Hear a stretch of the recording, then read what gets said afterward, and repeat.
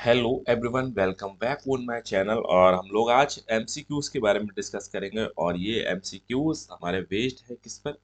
ये हमारे हैं एमसीक्यूज इवोल्यूशन पर। ठीक है, जैव विकास पर आधारित एमसीक्यूज हैं।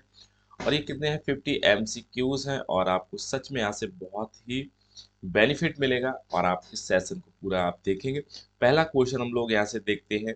और पहला क्वेश्चन है, who is known as the father of evolution. ठीक है, यानी विकासवाद के जनक किसे कहा जाता है? पहला ऑप्शन यहाँ से देखते हैं किसको कहा जाता है। ग्रेगर जॉन मेंडल साहब है। बी ऑप्शन है जीन बेपिस्टे लेमार्क साहब को बोला जाता है। सी ऑप्शन है चार्ल्स डार्विन को फादर ऑफ द इवोल्यूशन कहा जाता है। फिर डी ऑप्शन है अल्फ्रेड वेलेस साहब को कहा जाता है। तो इनमें से कौन सा सही होगा? तो यह चार्ल्स डार्विन है। तो यानी पहले का सी बिल्कुल ठीक होगा। चार्ल्स डार्विन को फादर ऑफ द इवोल्यूशन के नाम से इनको क्या है जानते हैं। ठीक है, इसके बाद में नेक्स्ट क्वेश्चन नंबर सेकंड है।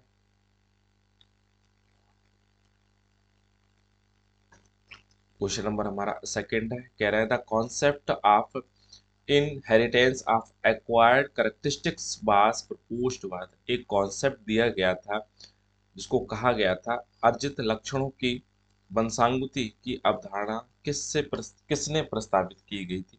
तो ये चार्ल्स डार्विन के द्वारा दी गई थी, जॉर्ज मेंडल थे, जीन बैप्टिस्ट लेमार्क थे, या फिर अल्फ्रेड बेले साहब थे। तो सही ऑप्शन सी इसका हो जाएगा। इसके जो जीन कॉन्सेप्ट दिया था inheritance of acquired characteristics evolution में, कई बार पूछा जाता है, ये लेमार्क साहब के द्वारा दिया गया था।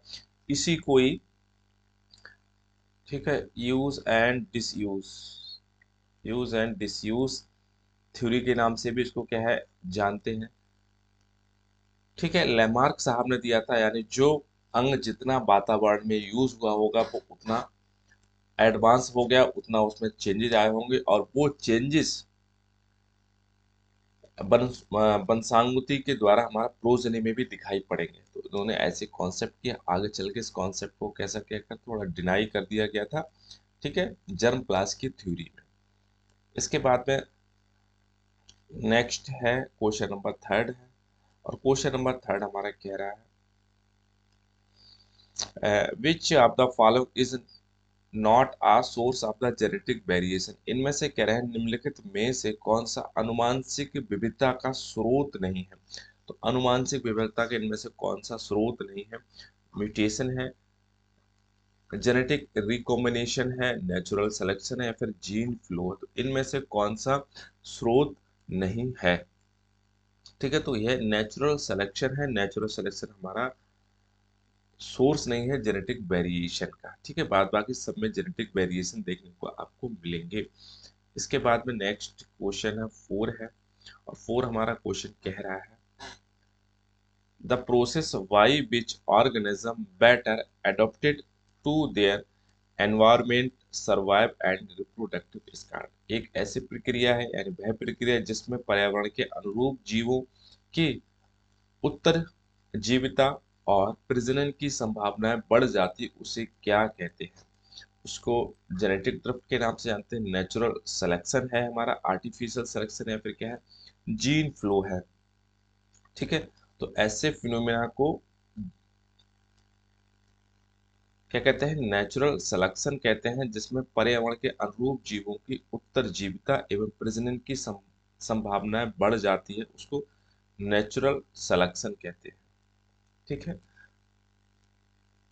नेचुरल सिलेक्शन हमारे क्या है, डार्विन साहब के द्वारा इस थ्योरी को प्रपोज किया गया था। इसके बाद में पूछा है which of the following is an example of the convert convergent evolution. ठीक है, तो कन्वर्जेंट इवोल्यूशन के कौन से एग्जाम्पल्स हैं जिसको इनको अभिसारी विकास के नाम से भी जानते हैं? कन्वर्जेंट इवोल्यूशन का अभिसारी विकास के नाम से भी जानते हैं। ठीक है, इसमें दो हम लोग पढ़ लेते हैं। एक था होमोलोगस ऑर्गेनिज्म कैसे थे, ठीक है, और थे एनालोगस। होमोलोगस, दो चीज यहाँ से बिल्कुल याद रखना है, इनको कंफ्यूज न है। अगर कोई चाहे होमोलोगस पूछा जाए चाहे आपसे एनालोगस पूछा जाए, होमोलोगस मीन्स इनके क्या है, एक तो ओरिजिन देखेंगे और इनका फंक्शन याद रखेंगे। होमोलोगस की ओरिजिन कैसी होगी, सेम होगी, यानी ऐसा कोई ग्रुप जिसकी उत्पत्ति सेम हो या फिर ऑर्गन की और फंक्शन कैसा होगा, डिफरेंट होगा। ठीक है, वहीं हम लोग एनालॉगस की तरफ अगर बात करते हैं तो ओरिजिन और फंक्शन के बारे में देखते हैं। तो ओरिजिन कैसी होगी, डिफरेंट होगी, फंक्शन इन सबका कैसा होगा, सेम होगा। ठीक है, यानी अनरिलेटेड स्पीसीज है, अनरिलेटेड है, और हमारा उनकी फंक्शन कैसा होगा, सेम कार्य कर रही है कोई भी ऑर्गन, लेकिन उस ऑर्गन की उत्पत्ति डिफरेंट हो रही है। ठीक है, तो ये जो है, होमोलोगस की उत्पत्ति तो सेम हुई है और कार्य कैसा कर रहा है, डिफरेंट कर रहा है। तो ये हमारा क्या है, डाइवर्जेंट इवोल्यूशन हो जाता है, डाइवर्जेंट हो जाएगा। वही बात करते हैं एनालॉगस की। एनालॉगस में इनकी ओरिजिन डिफरेंट हुई बट फंक्शन सेम कर रहा है, तो इसको हम लोग क्या है, कन्वर्जेंट कह रहे हैं। यानी कोई भी एक फंक्शन है और वो एक फंक्शन ये भी ऑर्गन वैसे ही कर रहा है, ऑर्गेनिज्म ये भी ऑर्गेनिज्म ऐसे ही कर रहा है, बट कैसे है, ये अनरिलेटेड है हमारे। ठीक है, होमोलोगस की बात की जाएगी तो उत्पत्ति सेम है बट उनके फंक्शन कैसे हो जाएंगे, ये अलग कर रहा है, इसका फंक्शन अलग है, इस ऑर्गन या फिर ऑर्गेनिज्म का फंक्शन अलग है। इसको, ठीक है, कन्वर्जेंट और डाइवर्जेंट यहाँ से समझ लेना। अब पूछा है कौन सा, होमोलोगस पूछा है, यानी कन्वर्जेंट इवोल्यूशन पूछा है। ठीक है, तो कन्वर्जेंट एवोल्यूशन मीन्स हमारा क्या है, एनालॉगस की मीन्स पूछा है। तो अनरिलेटेड स्पीसीज है और जो फंक्शन कैसे कर रहे हैं, सेम कर रहे हैं। तो अनरिलेटेड स्पीसीज बट फंक्शन हमारी सेम है। अब विंग्स है इसमें, वर्ड्स के हैं और वेट के हैं, तो इनके रिलेटेड स्पीसीज हैं, दोनों विंग्स हैं, उनकी उत्पत्ति सेम हो। यहाँ पे क्या है, इसका भी बर्ड है, इसकी उत्पत्ति सेम हो रही है, वेट इसका भी उत्पत्ति कैसे हो रही है, सेम हो रही है हमारे। ठीक है, और four limbs of the wheels हैं और वेल्स हैं और ह्यूमंस हैं। ठीक है, कैक्टस और यूफोरबिया है और बोथ ए और हमारा सी है। ठीक है, तो यहाँ पे क्या है, ए और सी हमारा कैसा हो जाएगा, ठीक हो जाएगा हमारे। ठीक है, कन्वर्जेंट पूछा है।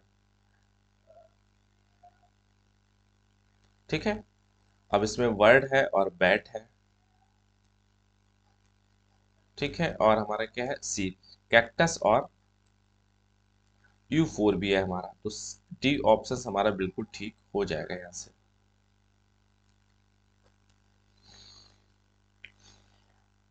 ठीक है, एक क्वेश्चन है, नेक्स्ट है, और पूछा है सिक्स है, कह रहा है the term survival of the fittest was coined by the, एक टर्म दिया गया था सर्वाइवल ऑफ द फिटेस्ट, किसके द्वारा दिया गया था, तो चार्ल्स डार्विन के द्वारा, हार्वर्ड स्पेंसर थे या फर्ड वेलेस थे या फिर जीन बेपेस्टियन लेमार्क द्वारा। तो ये हार्वर्ड स्पेंसर के द्वारा दिया गया था और एग्जाम में कई बार पूछा भी गया था, इसको याद रखना।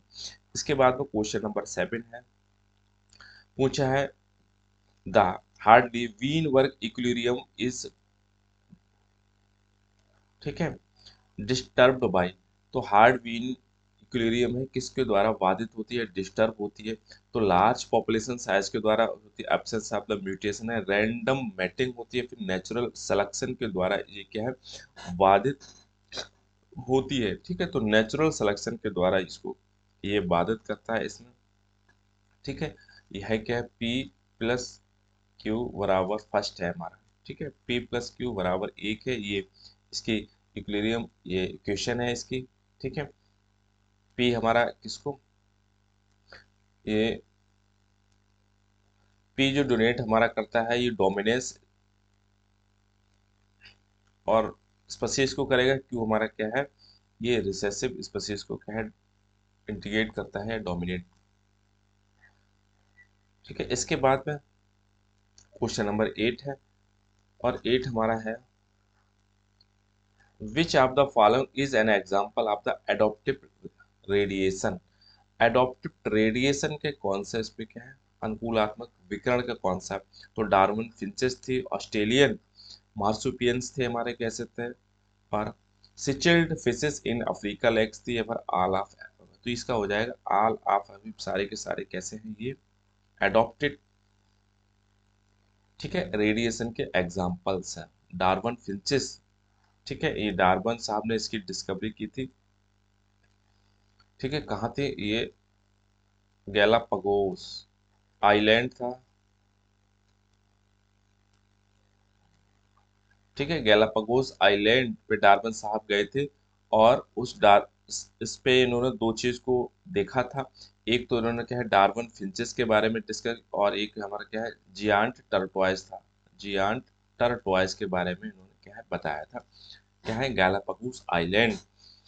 और जिस ये कौन गया था, ये डार्विन साहब ने इसकी बताया था इसके बारे में। ये जो डार्विन फिंचेस थी, ये किसके एग्जाम्पल्स थे, तो डार्विन फिंचेस थी, वहां पे ऐसा कुछ माहौल रहा था, तो वहां पे जो वर्ड थी, तो किसी का वीक में बहुत ज्यादा उनकी चोंच में, ठीक है, उनके चोंच में बहुत वेरिएशन देखने को मिला। ठीक है, कोई फ्रूट खा रही थी तो उसका अलग हो गया था, कोई पेड़ में होल बना रहे थे तो उसकी वीक अलग हो गई थी, कोई कुछ कर रहे, तो मतलब ओरिजिन उनकी सेम थी, फंक्शन उनका डिफरेंट हो गया था। तो ये कैसा हो गया, तो कन्वर्जेंट, ठीक है, इवोल्यूशन को सपोर्ट कर रही थी हमारा। ठीक है, तो कन्वर्जेंट तो डार्विन फिंचेस के बारे में पूछा जाए तो ये किसको क्या है कन्वर्जेंट एवोल्यूशन के बारे में इंडिकेट करती है, फिर बताती है, या फिर एग्जाम्पल्स है।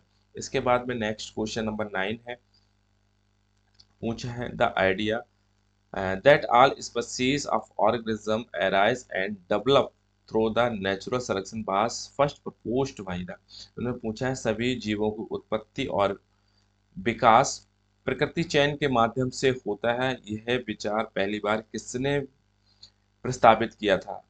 ठीक है, तो किस कौन सी बुक पूछा है, ओरिजिन ऑफ स्पीसीज था, सिस्टमा नेचुरी थी, डिसेंट ऑफ मैन में थे, या फिर प्रिंसिपल्स ऑफ द जियोग्राफी में थी। तो किसमें था, ये ओरिजिन ऑफ स्पीसीज में पहली बार इसको क्या प्रकाशित किया गया था। नेचुरल सिलेक्शन के बारे में पूछा है। ठीक है, ये डार्विन साहब की थी, और सिस्टमा नेचुरी कैरोलस लिनियस साहब के द्वारा इसको, तो इसको भी याद रखना कैरोलस। ठीक है, लेनियस साहब ने क्या सिस्टमा नेचुरी के बारे में इसको बताया था। इसके बाद में नेक्स्ट है क्वेश्चन नंबर 10 है, और क्वेश्चन नंबर 10 हमारा कह रहा है which is an example of the vestigial structure in human. तो वेस्टिजियल की अगर बात की जाए ना, तो यहाँ पे दो चीज, यहाँ पे एक वेस्टिजियल के साथ एक एटाविज्म भी हम लोग यहाँ से समझ लेते हैं। ठीक है, तो वेस्टिजियल और एटाविज्म, वेस्टिजियल ऑर्गन वो ऑर्गन्स थे जो हमारे पूर्वजों में कैसे थे, वर्क कर रहे थे, फंक्शनल थे, लेकिन नाउ अब कैसे हो गए, अब ये कैसे ऑर्गन तो हैं बट हमारे इनका कोई यूज नहीं है।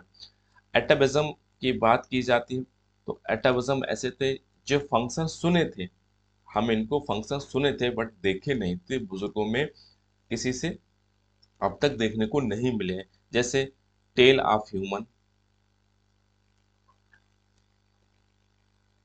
ठीक है, ये टेल ऑफ ह्यूमन होती थी ऐसा है, और पूरी बॉडी पर हेयर, ठीक है, बॉडी पे हेयर, तो ये ऐसे एटाविज्म थे।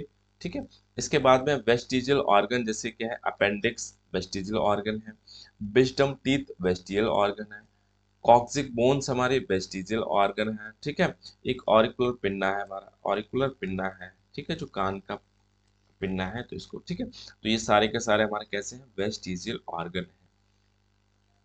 इसके बाद में नेक्स्ट है 11 है, 11 कह रहा है industrial melanism in peppered moth is an example. ठीक है, पेपर्ड्स मॉथ में थी। ठीक है, तो ये किसका एग्जाम्पल्स था, काली मिर्च पतंगे में औद्योगिक मेलानिज्म किसका एग्जाम्पल्स है, ये आर्टिफिशियल सिलेक्शन का था, जेनेटिक ड्रिफ्ट का था, या डायरेक्शनल सिलेक्शन का था, या फिर स्टेबलाइजिंग सिलेक्शन का था। ठीक है, तो ये किसका एग्जाम्पल्स है, ये है कि डायरेक्शनल सिलेक्शन था। और डायरेक्शनल सिलेक्शन कैसा था, ठीक है, तो बड़ा इंटरेस्टिंग कहानी है, इसको थोड़ा सा हम लोग समझ लेते हैं।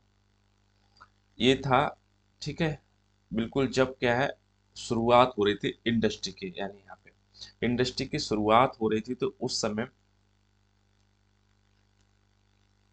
दो माउथ थे। दो माउथ का मतलब हम समझ लेते हैं ना, दो विंग्स थे, और इनके विंग्स एक लाइट कलर का विंग्स था, ठीक है, और जिनके एक था डार्क कलर विंग्स था। ठीक है। तो दो भाई थे, एक काले थे एक गोरे भाई थे हमारे, और ये कहाँ, प्लांट पे रहते थे। ठीक है, तो प्लांट की बार्क पे रहते थे। तो प्लांट की बार्क का रंग कैसा होता है, ये ऑलरेडी पहले से ही कैसे होते हैं, ब्लैकिश कलर के प्लांट्स होते हैं, बार्क हमारी ब्लैकिश कलर की होती है, ब्राउनिश कलर की होती है। लेकिन शुरुआती बात दौर बता रहे हैं, इस पे हमारे क्या चीज था, इस पे लाइकेन भी रहते थे, इस पे लाइकेन भी रहते थे, इस पे क्या है, प्लांट की बार्क पे। और लाइकेन का कलर कैसा होता था, लाइकेन का कलर हमारे से कैसा होता है, लाइट ही होता है। अब इस पे दोनों भाई रहते हैं, काले और गोरे, तो पीछे बैकग्राउंड हमारा कैसा हो गया, लाइट कलर का हो गया, क्योंकि लाइकेन ने पूरा कैसे क्या है, कवर अप कर ली थी। तो लाइट कलर का हो गया। तो इस पे कौन दोनों भाई रहते हैं, ब्लैक और व्हाइट रहते हैं। तो पीछे का बैकग्राउंड हमारा कैसा हो गया, लाइट हो गया। तो अब इसमें से जो लाइट हो गया, तो दो इसमें रहते, तो लाइट कलर के विंग्ड जो मॉथ था, वो अपने आप को कैमोफ्लेज कर रहा था, छुपा लेता, तो वह डार्क कलर का था। इस पे डार्क कलर का जो माउथ था, डार्क विंग्ड माउथ था, वो अपने आप को छुपा नहीं पाता था। और जो ईटिंग वर्ड थी, जो इनको इन मॉथ्स को खाया करती थी, वो आया करती थी, और डार्क वाले जितने भी मॉथ्स है वो क्या है, खा लेती थी। ठीक है, तो उस समय संख्या डार्क वालों की कैसी हो जाया करती थी, लेस हो जाया करती थी, और लाइट विंग्ड वालों की संख्या हमेशा ज्यादा देखने को मिलती थी। फिर इसके बाद में इंडस्ट्रियल रेवोल्यूशन हुआ, इंग्लैंड की बात चल रही है। तो उस समय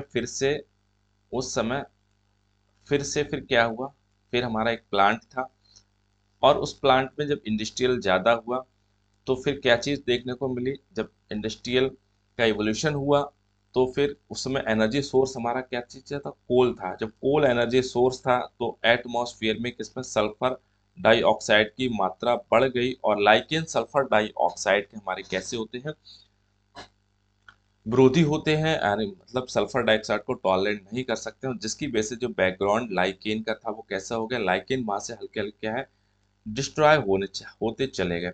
अब पीछे का बैकग्राउंड कैसा हो गया, लाइकेन वाइट करते थे, अब बैकग्राउंड इनका कैसा हो गया, लाइट हो गया। लाइट बैकग्राउंड था, तो काले और गोरे दोनों भाई फिर भी रह रहे हैं।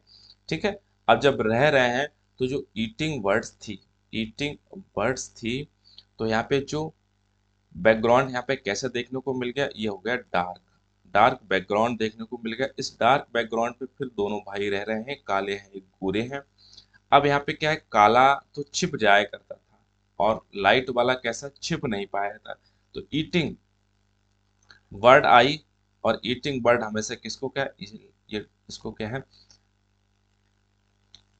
ईटिंग बर्ड हमारा कैसा हो जाता, लाइट वाले को खाना ज्यादा कर खाना ज्यादा प्रारंभ कर दिया। तो बिल्कुल जस्ट उल्टा यहाँ पे हो गया, यानी जो डार्क विंड था और एक लाइट विंड था। ठीक है, तो लाइट विंड वाले मौत हमारे कैसे थे, और डार्क विंड वाले मौत हमारे थे हमारे। ठीक है, पहले जो था वो डार्क विंड वाले अपने आप को ईटिंग बर्ड ने इसे ज्यादा खा लिया, तो कम हो गए थे, लाइट वाले ज्यादा हो गए। यहाँ पे उल्टा, यहाँ पे देखने को बैकग्राउंड यहाँ पे कैसा हो गया, डार्क हो गया। तो डार्क वाले कैसे हो गए, ज्यादा हो गए, और लाइट वाले यहाँ से कैसे हो गए, कम होते चले गए। ठीक है, तो ये किसका है, डायरेक्शन सिलेक्शन का एग्जाम्पल्स है। इसके बाद में नेक्स्ट,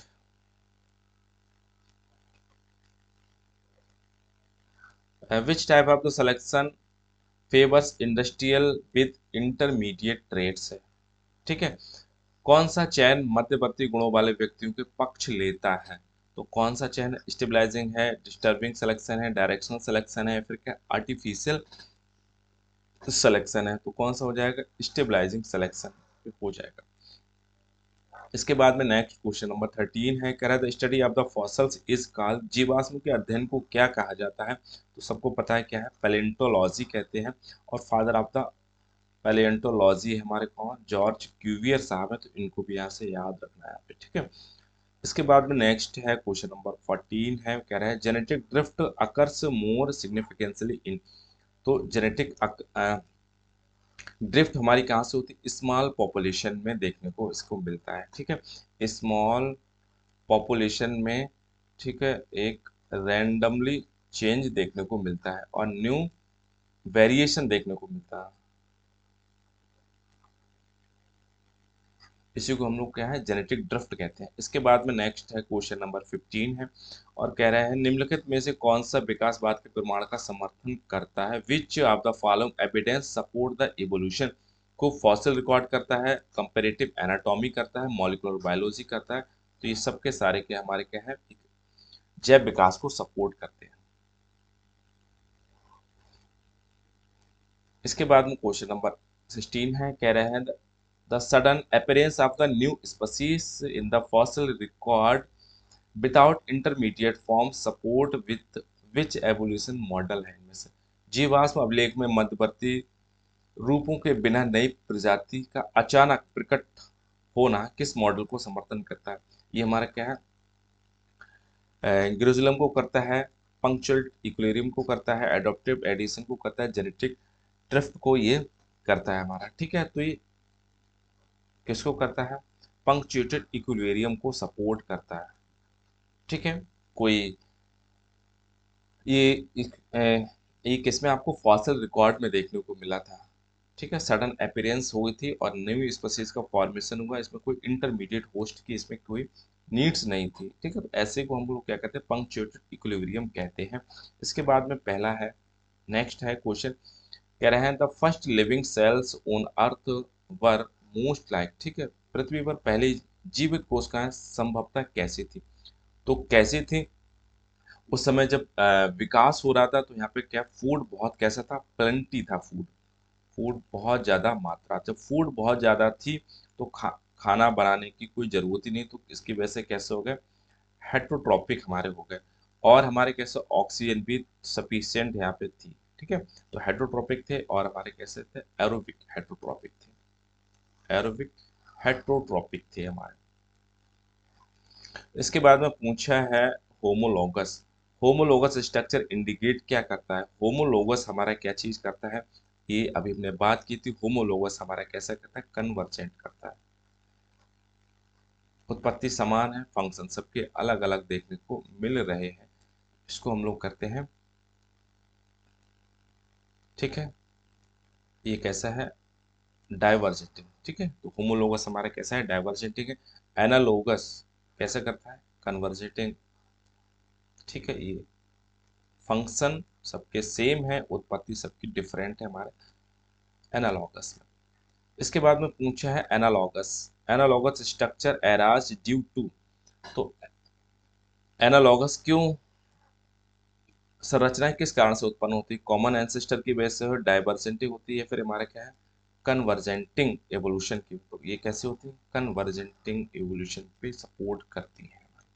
ठीक है, एक ऐसी परिस्थिति है उस एटमॉस्फेयर में जो इस कार्य करने के लिए सबको प्रेरित करती है। अगर ये कार्य नहीं करेंगे तो बॉडी अपने आप को कैसा एक एडजस्ट करती है, उसको सारे के सारे जो भी ऑर्गेनिज्म है अनरिलेटेड और स्पीसीज है, अब वो ये सब जरूर करेंगे, एक फंक्शन तो परफॉर्म करना ही करना है अगर उस क्षेत्र में रहना है तो। इसके बाद में नेक्स्ट है एक टर्म है speciation, refer to speciation means होता है नई स्पीसीज की उत्पत्ति होना। Formation of the new species is known as the स्पेसियंस।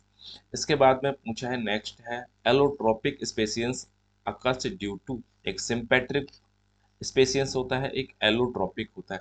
Allotropic स्पेसियंस इसका मीन्स ये हुआ, ये किसी समुदाय में एक कोई स्पीसीज रह रही थी, इसमें कोई जियोग्राफिकल चेंजेज आए जिसकी वजह से इस समुदाय का टूट गया, यानी इधर के स्पीसीज इधर नहीं पहुंच पाई, इधर की इधर नहीं पहुंच पाए, ये अलगाव देखने को मिला। किसकी वजह से मिला, ये वहां पे कोई ना कोई ऐसा डिजास्टर रहा था जिसकी वजह से जियोग्राफिकल अलगाव देखने को मिला था। तो इसमें एक ग्रेना, ठीक है, गिलहरी थी, स्क्वेरल थी, तो बड़ा इसका अच्छा स्टोरीज है। तो ये किसकी वजह से जियोग्राफिकल आइसोलेशन अलगाव देखने को मिला था। इसके बाद में नेक्स्ट है 22 है, कह रहे हैं which molecule was absent in the primitive अर्थ।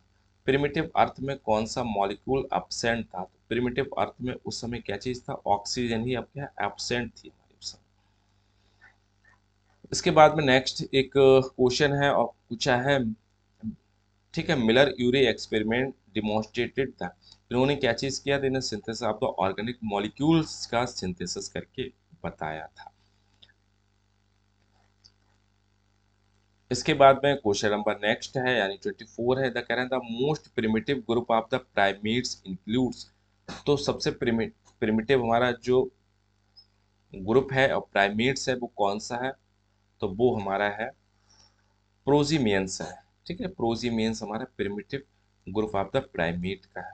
इसके बाद में नेक्स्ट है और एग्जाम में कई बार पूछा भी गया है, the human closest relative in the primates, ठीक है, लीनेज हमारा कौन सा है हमारा, तो सबसे ह्यूमन के जो है वो हमारे चिंपैंजी साहब है। ठीक है, तो चिंपैंजी हमारे के ह्यूमन के क्लोजेस्ट है और प्राइमेट्स है हमारा। नेक्स्ट है इसमें 26 है और पूछा है which theory explain the origin of the eukaryote cells from the prokaryotes. ठीक है, एक थ्योरी है और उस थ्योरी का क्या नाम है, कह रहे हैं जो यूकैरियोट सेल की उत्पत्ति हुई है किससे हुई है, प्रोकैरियोट सेल से हुई है। तो कौन सी है, एंडो सिम्बायोटिक थ्योरी है, एंडो सिम्बायोटिक थ्योरी है।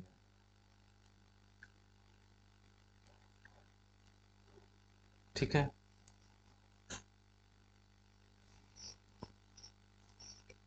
इसके बाद में नेक्स्ट है 27 है, कह रहे हैं which of the following is an example of the genetic drift का, इनसे जेनेटिक ड्रिफ्ट का कौन सा एग्जाम्पल्स है, जेनेटिक ड्रिफ्ट है small changes in the population में देखने को मिलता है, तो कौन सा है इसमें,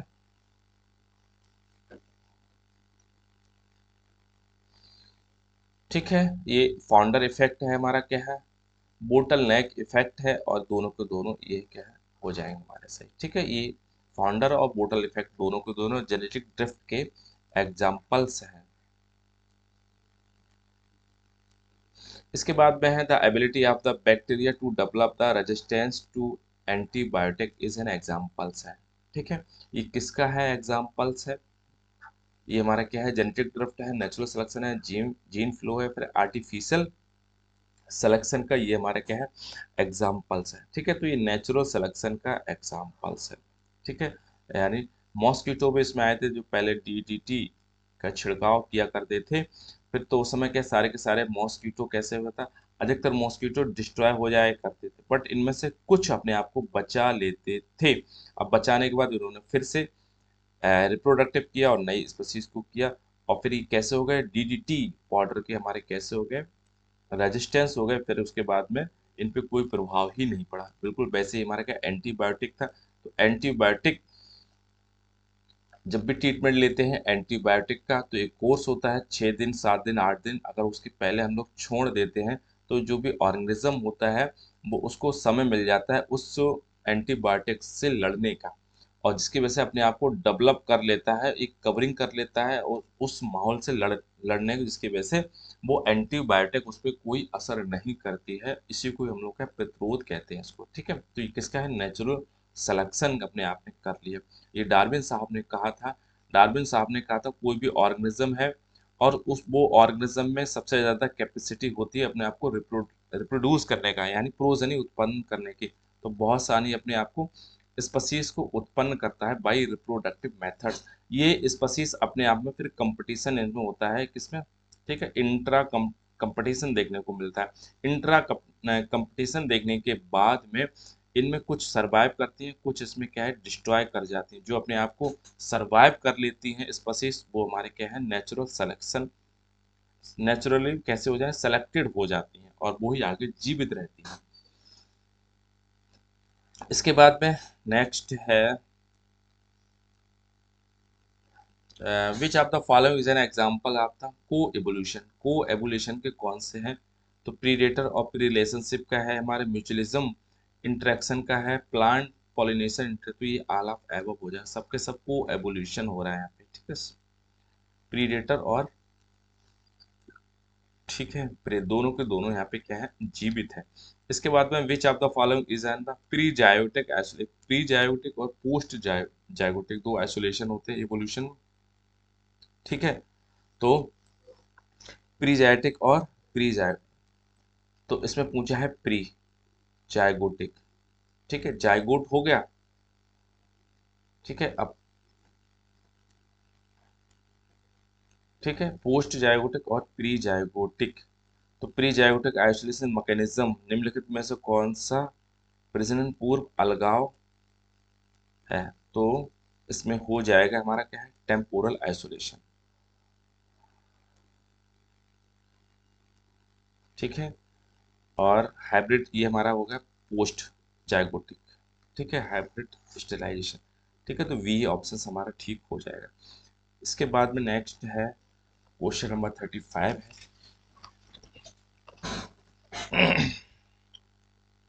31 है हमारा, और पूछा है इसमें द टर्म है, ठीक है, ऑन्टोजनी रिकैपिचुलेशन फाइलोजनी। ऑन्टोजनी रिकैपिचुलेशन फाइलोजनी, ठीक है, ये किसके द्वारा दिया गया था? ये अंस्ट हीकल साहब के द्वारा दिया गया था। अंस्ट हीकल साहब के द्वारा दिया गया था। इसका मीन्स मतलब है, ठीक है, एम्ब्रोलॉजी का जब डेवलपमेंट होता है तो प्रत्येक एम्ब्रियो अपने एंसेस्टर के कैरेक्टर्स को रिपीट करता है।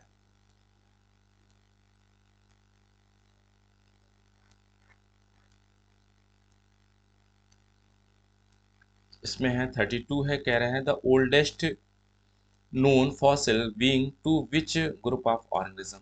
इनमें से पूछा है सबसे पुराने ज्ञात जीवाश्म किस समूह के जीवों से संबंधित है? तो हमारे कैसे मल्टी सेलुलर यूकैरियोट्स हैं, साइनोबैक्टीरिया है, आर्थ्रोपोड्स है, फिर साइनोबैक्टीरिया से सबसे ज्यादा हमारे संबंधित है पुराने जीवाश्म।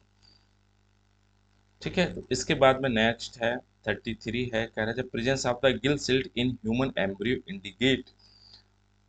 ये क्या करें, क्या काम करते हैं? कन्वर्जेंट इवोल्यूशन करेंगे, कॉमन एंसेस्टर विद फिश करते हैं, एडॉप्टिव वेरिएशन करते हैं।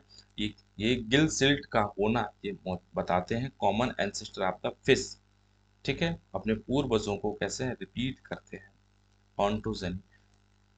ठीक है, अंस्ट हीकल साहब के द्वारा ही बताया गया। इसके बाद में नेक्स्ट है which is an example of the artificial selection. इनमें से कौन सा है जो आर्टिफिशियल सिलेक्शन को बताता है, या फिर कौन सा उदाहरण है?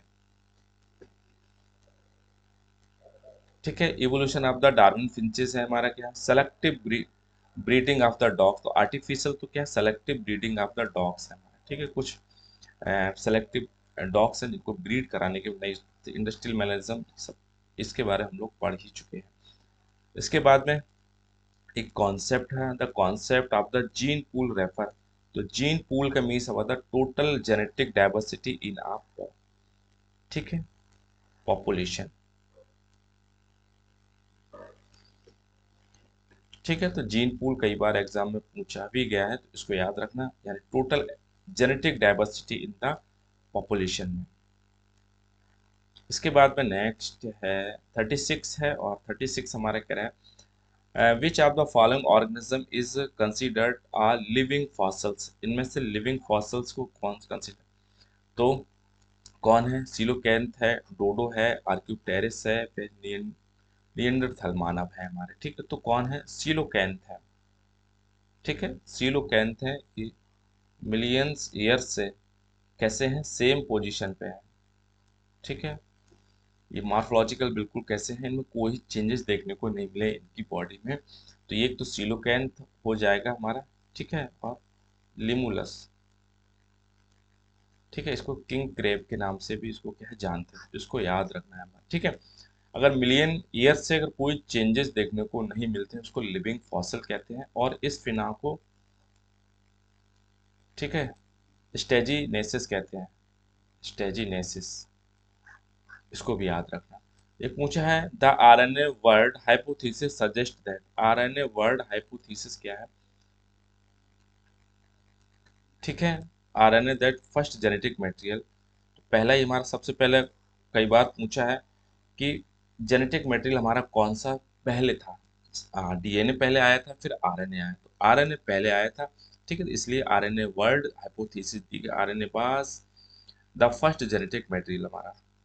ठीक है, इसके बाद में पूछा है 38 है, और 38 पूछा है what is the primary role of the mutation in the evolution. Mutation होता है, सडन होगा एकदम, रैंडम सडन होता है, रैंडमली होता है, और कई बार पूछा कैसा होता है ये, डायरेक्शनल लेस होता है हमारा।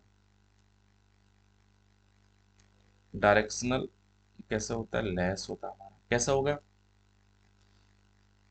विकास में उत्परिवर्तन म्यूटेशन, हुंगो डिब्रीज साहब ने इसको क्या है एक्सप्लेन किया है वेरी वेल। क्या है इसको, reducing the genetic diversity, creating the genetic diversity करते हैं, एलिमिनेशन द वीक करते हैं, या फिर क्या है क्रिएटिंग, क्या है जेनेटिक वेरिएशन को क्रिएट करते हैं हमारे। ठीक है, 38 का बी। इसके बाद में नेक्स्ट है 39 है, और 39 हमारा है, which scientist discover the principle of natural selection independently after Darwin's. ठीक है, तो इनमें से कौन से हैं, किस वैज्ञानिक ने प्राकृतिक चयन के सिद्धांत को स्वतंत्र रूप से खोजा था। तो प्राकृतिक नेचुरल सिलेक्शन को डार्विन के किसने खोजा था, तो हमारे क्या है अल्बर्ट वेलिस साहब ने इसको क्या है की था।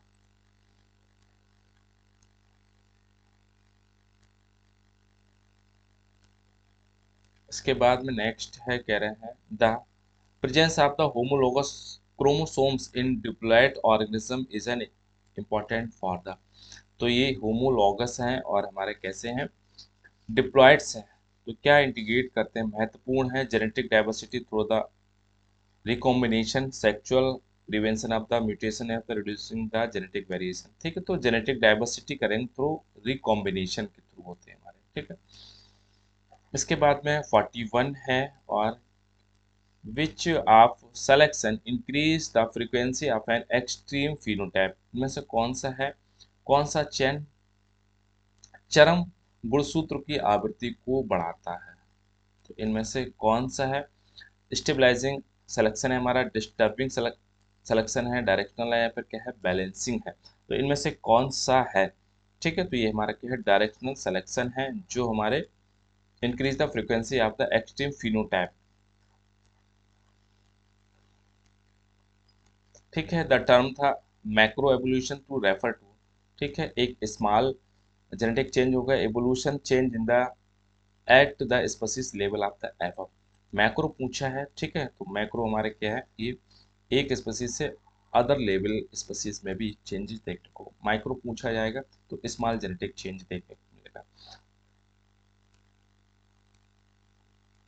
43 है, which of the following best defines the gene flow, इनमें से कौन सा है जो जीन फ्लो को अच्छे से डिफाइन करता है, movement of the alleles between the population.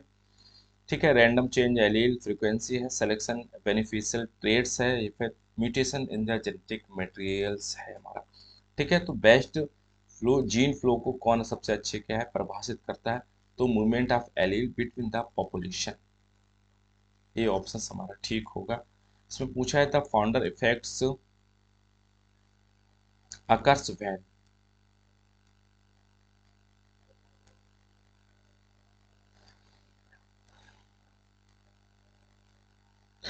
Founder effects पूछे the population undergoes the gradually change होगा, new population is stabilized by small number of the individual. ठीक है, तो बी ऑप्शन हमारा बिल्कुल ठीक होगा, new population stabilize by small number of the individual. तो ये हमारा क्या फाउंडर इफेक्ट है। इसके बाद में नेक्स्ट है 45 है, which evolution concept explain the rapid development of the multiple species from the common ancestors, यानी कौन सा विकासवादी अवधारणा सामान्य पूर्वजों से कई प्रजातियों के तेजी से विकसित व्याख्या करता है। तो पहले सामान्य था, फिर एकदम रैपिडली अपने आप को डेवलप करता है, वो कौन सा हमारा करता है, ग्रेजुअलिज्म है, एडाप्टिव रेडिएशन है, जेनेटिक ड्रिफ्ट है, या फिर क्या है पैरेलल है। इनमें से कौन सा है, तो इनमें से हमारा हो जाएगा कौन, एडेप्टिव रेडिएशन है।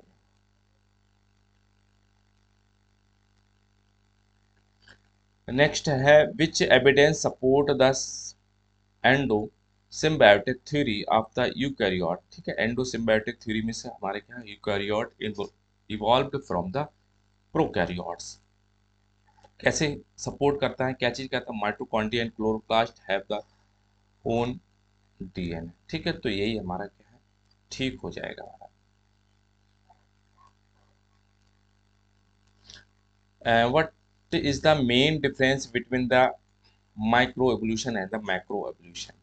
माइक्रो और, ठीक है, अभी हमने इसके बारे में डिस्कस किया था। तो इसका जो मेन है, micro evolution involve the small change with in the species, ठीक है, while the macro leads to the new species बनाता है हमारा, ठीक है। माइक्रो अकर्स द मिलियंस में, micro occur the molecule level of the, ठीक है। तो पहला ही ऑप्शन हमारा बिल्कुल ठीक हो जाएगा हमारा, ठीक है। Micro involves the small changes in with in the species, ठीक है, स्पीसीज में अगर थोड़ा सा चेंजेस करता है, वाइल द मैक्रो हमारा leads to the new species को मैक्रो जन्म देता है। इंपॉर्टेंट है, इसको थोड़ा सा कॉन्सेप्ट ऐसे क्लियर कर लेना, माइक्रो और मैक्रो। इसके बाद में है पूछा है which of the following is an example of the parallel evolution, parallel evolution का कौन सा है एग्जांपल्स है। तो marsupial mammals of Australia and placental mammals of the other, ठीक है, कॉन्टिनेंट। तो यही हमारा क्या पैरेलल एवोल्यूशन का एग्जांपल्स है हमारा। इसके बाद में नेक्स्ट है which of the following statements about the sexual selection true, इनमें से कौन सा है जो सेक्सुअल, निम्नलिखित में से कौन सा कथन लैंगिक चयन सेक्सुअल सिलेक्शन के लिए बारे में सही है हमारा, ठीक है। तो कौन सा है, it is always favour to the large individual करता है, it is only the occurs in mammals है, it can lead to the traits that may reduce the survival but increase reproductive success, ठीक है। ये सी ऑप्शन हमारा बिल्कुल ठीक हो जाएगा, ये सेक्सुअल सेक्सुअल सिलेक्शन के बारे में सही बताता है, ठीक है। It can lead to traits that may reduce the survival but increase the reproductive success.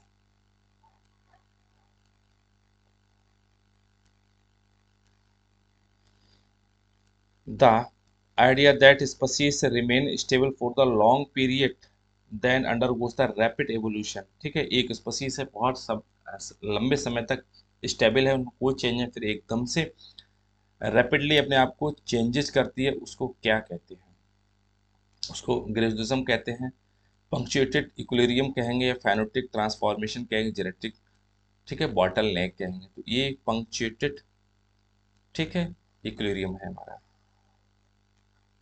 ठीक है। तो ये 50 एमसीक्यूज आपने देखे और अच्छे लगे होंगे, एग्जाम के दृष्टि से अच्छे थे। चैनल भैया जरूर हमारा सब्सक्राइब कर लीजिए, थोड़ी सपोर्ट करिएगा और शेयर भी कर दीजिएगा, लाइक है तो लाइक वगैरह भी कर दीजिएगा। ओवरऑल वॉच करने के लिए